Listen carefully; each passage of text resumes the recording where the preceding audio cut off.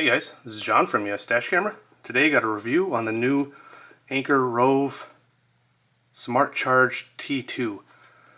Now, I did a review on the F2 model before, and it was viewed a lot, and it was actually probably one of my most disliked videos, even though the comments were pretty polarized because some people complained I talked too much about the issues I had where this original model I had a lot of bad sound interference to the point that I actually wrote a negative review on it on Amazon.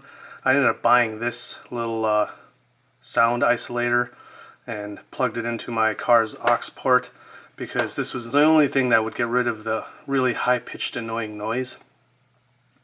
So I wanted to address some of the complaints about my previous review. A lot of people didn't think I showed enough about how to use the device, but I thought it was pretty straightforward actually, so I wasn't aware people would be that interested in seeing how to connect it. So I'm going to walk through that pretty quick with one of these old devices. As I mentioned in my original review, which I'll post down in the description, is because of my negative review where I said there was such a problem with the noise interference, they reached out to me and tried to troubleshoot it, and eventually I told them that it's just a flaw in the actual product and they need to somehow isolate those interference sounds.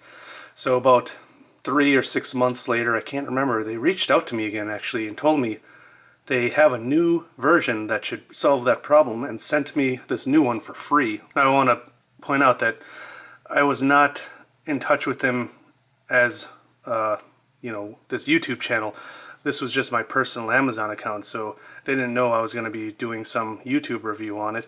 So first of all, let's talk about what these do if you aren't familiar with them. I assume you have a little bit of familiarity if you found this video, but the point of these devices is you connect them to your 12-volt sockets in your cars, and then either over the radio with the FM transmitter or through the aux port on the side, if you can get it to focus. There is an auxiliary output that's basically just a typical headphone jack, which is what I have on this one over here. So you can output to the radio or through the auxiliary port. So the new model still has the auxiliary port and the FM transmitter. Now, one question I got a lot of times is, can you connect something like an old iPod or MP3 player with a headphone jack, plug it into that, and then play it over the radio? No, you cannot do that. The only way you can play music over both of these devices is if you connect your phone with Bluetooth and then you output the music from this over the radio or over the aux output. So this original F2 model did have a Wi-Fi smartphone app, and we'll go over that a little bit later. But personally, I didn't really think it was that useful, and I'll explain that later. On this one you can see it's got some buttons that are a little worn out, but it's got some physical buttons to answer calls, click left or right, and when we demonstrate how to set this up, we'll show those in closer detail. This one has those same buttons, but right away you'll notice the ports are different. They both have a IQ charging port on the top, USB-A, but this one is not a IQ charging port, so it's probably not as quick charging. This one's got USB-C with PD or power delivery output, so you can charge something like a MacBook or a Surface Pro that has USB-C charging. It's probably not going to be as fast as the stock charger, but it's pretty cool that they can do that now over USB-C. So here you can see there is a microphone hole on both of these, so when you answer calls, you'll be able to talk to someone with the audio playing over your car speakers and talk to the microphone so they can hear you hands-free. So basically this adds Bluetooth to cars that don't have it. Now, one of my vehicles, my Toyota Tacoma, does have it, but my older 2007 Prius does not, which is why I initially bought this one. And the way I originally set this up is I put this into the center console and then plug this into the auxiliary port because that's where it is on that car.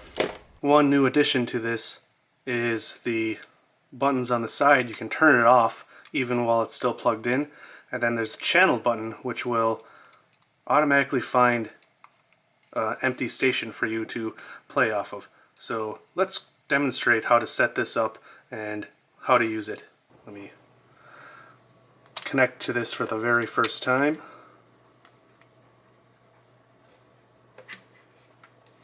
If you click the channel button, it'll automatically find an unused channel. So there you can see 106.1. Let's go ahead and connect to it. You can see Roav T2. So I'm pairing.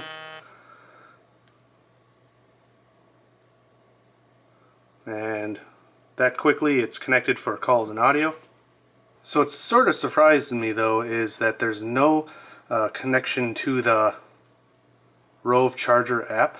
So if you want to use the Roav Charger app, which I'll demonstrate in a little bit how that works with this, you are going to need to buy the F2.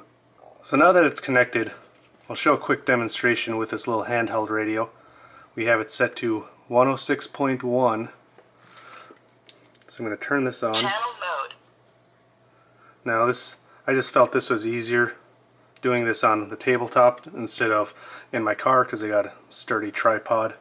So now I got the radio and the FM transmitter set to 106.1. Go ahead and play my original review. This is John from US Dash Camera. Today I got a review on an So now product. it is playing over this FM radio. So obviously you're not going to be using a radio like this, you're going to be using it in your car, but I thought it was a quick, easy way to demonstrate this on a tabletop. So some people might ask, why would I want to upgrade to this when this one has the wireless app? And the main reason is because I am sort of converting over to using USB-C cables that are USB-C on both ends, and I want to have a device in my car which doesn't have a Bluetooth connection that has USB-C output. I also really like the automatic channel finder because I go on work trips that are out of town and in new areas. I don't want to have to find a radio station with nothing on it. I like the idea of being able to just click that button and automatically find one and then quickly turn my truck radio to that station. Now you can also change the station manually by holding this button down. Once it starts blinking, then you use those buttons and then hit it again to save that station. And this is also a way you can answer and hang up phone calls. So let's walk through setup with the old F2, which is going to be pretty much the same as the new T2. We plug this in and it'll start to blink BT and a radio station, and right away it asks if you want to pair, so you hit OK. Right away it says connected for calls.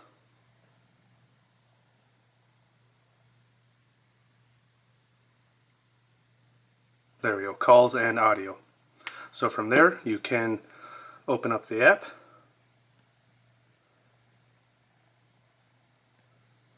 And I'm not going to zoom in all the way, but you can see your location. Again, I don't want to zoom in all the way. I am in Minneapolis, as you can see. This is just the device you're connected to.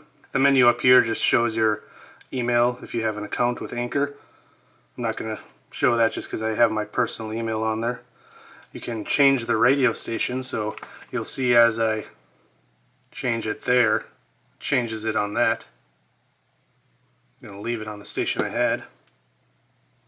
Then you got some presets if you want on the bottom. Again, we got the car finder, the car engine monitor, which right now with this adapter it's full 12.8 volts.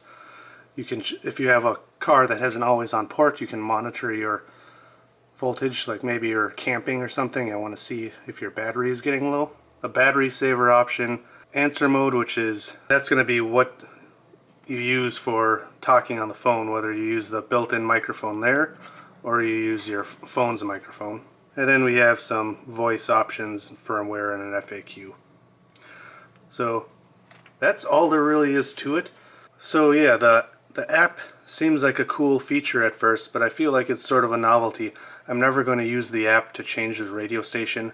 I'm never going to use the Find My Car feature because Google Maps and Waze already has that. I'm sure Apple Maps does too. I'm not familiar or haven't used an iPhone in a few years, but I would assume that they would be caught up and have that feature also. I don't really need to monitor my battery wirelessly, but that is the only feature I guess I could see someone wanting with it. But it is over Bluetooth, so it's not like you can be very far away from it while you're monitoring the battery.